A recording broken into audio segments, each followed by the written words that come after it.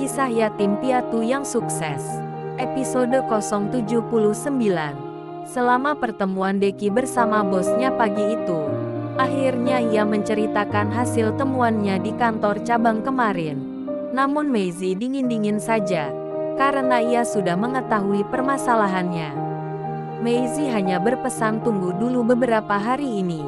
Ia akan memberikan tindakan kepada pegawai yang ia maksud. Dan kalau masalah perusahaan garmen, biar kita tunda dulu karena tidak sesuai dengan cerita dari pemilik perusahaan kemarin. Karena sudah selesai maka Deki permisi.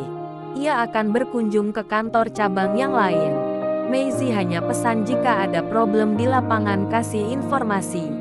Deki menjawab siap bos. Mendengar kata bos wajahnya langsung berubah.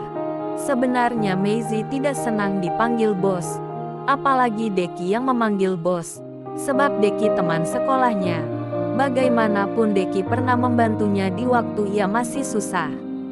Dikala sedang bertemu dengan titik permasalahan, Meizi merasa masih banyak kekurangan pada dirinya. Terutama untuk tempat bermusyawarah saja tidak ada.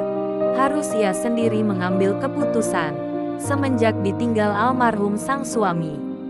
Sesudah pertemuan sama Deki, di mana hari itu masih pagi, Meizi akan menyelesaikan permasalahan yang di kantor pusat kemarin. Kalau yang di kantor cabang bisa ditunda dulu, yang penting bagian kepala dulu dibenarkan.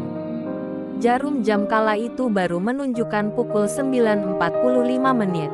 Ia meminta kepada sopirnya untuk bersiap-siap, sebab ia akan berangkat ke kantor pusat sekarang. Veronica pun dari pagi sudah mempersiapkan semua, hingga majikannya tidak menunggu lagi. Selama dalam perjalanan menuju kantor, Meizi tetap tenang walaupun akan menghadapi pegawainya yang membuat ia jengkel.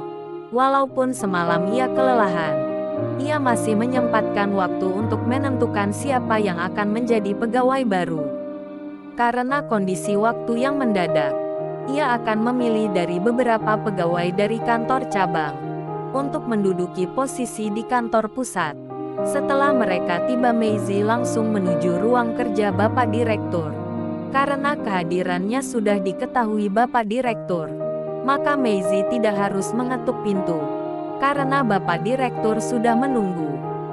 Bapak Direktur masih tampak merasa bersalah dari raut wajahnya. Namun Meizi tidak mempermasalahkan itu, sebab bagi Meizi itu hal biasa. Dalam waktu yang singkat pertemuan itu, Meizi hanya memberikan sebuah amplop, dan ia berpesan kepada Bapak Direktur untuk menjalankan tugas dalam waktu secepatnya. Meizi akhirnya permisi untuk melanjutkan perjalanannya. Untuk pergantian pegawai yang bermasalah ia serahkan kepada Bapak Direktur. Hari itu juga Bapak Direktur merombak tata kepegawaian. Pegawai yang bermasalah tidak diberhentikan, asalkan mereka sanggup mengembalikan uang yang sudah mereka korupsi. Kebijakan yang diambil oleh Bapak Direktur itu masih memberikan toleransi. Apapun keputusan Bapak Direktur, Meizi selaku pemilik perusahaan ia akan konsisten. Setelah keluar dari kantor pusat, Meizi meminta kepada sopirnya untuk menuju perusahaan galangan, karena ia tidak pernah berkunjung ke sana semenjak suaminya meninggal. Selalu Deki yang mengurus di lapangan. Entah kenapa hari ini ia ingin berkunjung ke sana, walaupun tidak ada urusan yang penting. Jarak antara kantor pusat dengan perusahaan galangan memang cukup jauh. Biasanya ditempuh dengan waktu lebih kurang 1 jam perjalanan. Tidak terasa sudah 1 jam berlalu. Akhirnya mereka tiba juga. Sebelum turun dari mobil, Meizi sudah melihat tempat pembuatan kapal. Ia sangat terkejut juga.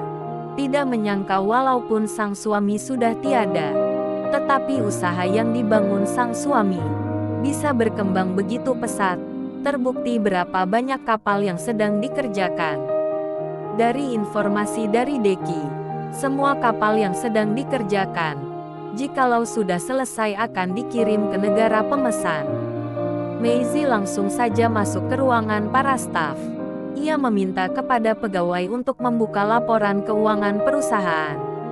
Tidak begitu lama Maisie berkunjung di sana, karena ia tidak melihat keanehan pada pegawai selama pemeriksaan laporan. Sebelum meninggalkan perusahaan, Maisie menyempatkan diri untuk melihat area industri perkapalannya. Di sana ia memperhatikan pekerja yang sedang sibuk. Betapa berat pekerjaan mereka. Semua dilakukan demi keluarga di rumah. Maka ia berpikir jangan sampai ada karyawan yang hilang pekerjaan karena olah segelintir pegawai kantor. Dengan rasa keprihatinannya terhadap karyawan yang bekerja, Maisie keluar dari area industri itu. Ia teringat nasib hidupnya dulu. Apapun ia kerjakan demi sesuap nasi. Maisie bukanlah anak dari orang kaya. Bahkan ia yatim piatu, semua kebutuhan harus ia cari sendiri. Maka ia tidak pernah lupa dengan keadaan sekarang sedang beruntung. Dikala Maisie sedang beristirahat, ia mendapat kabar dari Bapak Direktur bahwa semua sudah ia selesaikan. Bagi pegawai yang bermasalah bersiap untuk mengembalikan uang yang telah mereka ambil.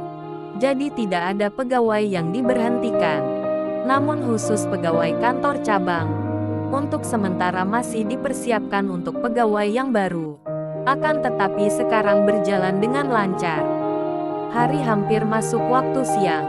Namun hari itu Maisie belum dapat informasi dari Deki mengenai temuannya di lapangan dari kemarin. Tapi biasanya kalau tidak ada informasi, tanda akan baik-baik saja. Seiring berjalannya waktu, struktur kepegawaian sudah digantikan dengan pegawai yang baru. Maisie berharap pegawai yang baru ini bisa mendorong kemajuan perusahaan. Tidak ada lagi yang berani bermain dengan perusahaan. Kemajuan demi kemajuan perusahaan. Maisie masih tetap berkomitmen agar semua perusahaan terus berkembang. Agar di suatu nanti tidak ada pengurangan tenaga kerja. Saat Maisie sedang beristirahat bersama Veronica di sebuah kafe, ada seorang pemuda yang berpakaian rapi terus memperhatikan mereka. Yang pasti pemuda itu bukanlah orang sembarangan kalau dilihat dari penampilannya. Namun Maisie seperti tidak melihat saja gerak-gerik pemuda itu. Entah sudah berapa lama pemuda itu mendekati tempat duduk Maisie bersama Veronica. Pemuda itu menawarkan diri untuk duduk bergabung. Namun Maisie tidak merasa keberatan. Mereka pun berkenalan. Pemuda itu bernama Vincent. Mereka berbincang sebatas awal perkenalan dan saling tukar nomor WhatsApp. Sesudah itu Vincent permisi karena ia ada tugas. Semenjak Vincent pergi, Maisie seperti biasa saja. Namun di hatinya bertanya-tanya siapa dia. Orangnya sopan, tidak sombong cara bicaranya, tidak mau terlarut dengan pemuda baru ia kenal. Maisie mengajak Veronica untuk pergi, karena mereka masih ada yang perlu diselesaikan bersama Bapak Direktur di kantor. Takut terlalu lama Direktur menunggu. Baru saja mereka hendak berangkat, handphone berdering di dalam tas jinjingnya. Ternyata yang menelpon bos pemilik perusahaan garmen kemarin. Bos itu langsung bertanya kelanjutan rencana dulu. Namun Maisie belum bisa menjawabnya. Tetapi ia berpesan hubungi saja Bapak Deki. Karena ia sekarang sedang sibuk. Telepon pun ditutup. Padahal Maisie baru mau berangkat. Ia tidak mau jadi penghalang ia ke kantor pusat.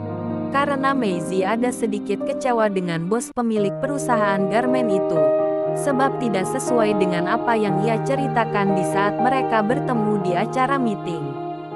Veronica sudah memberhentikan mobil di depan lobi utama kantor pusat.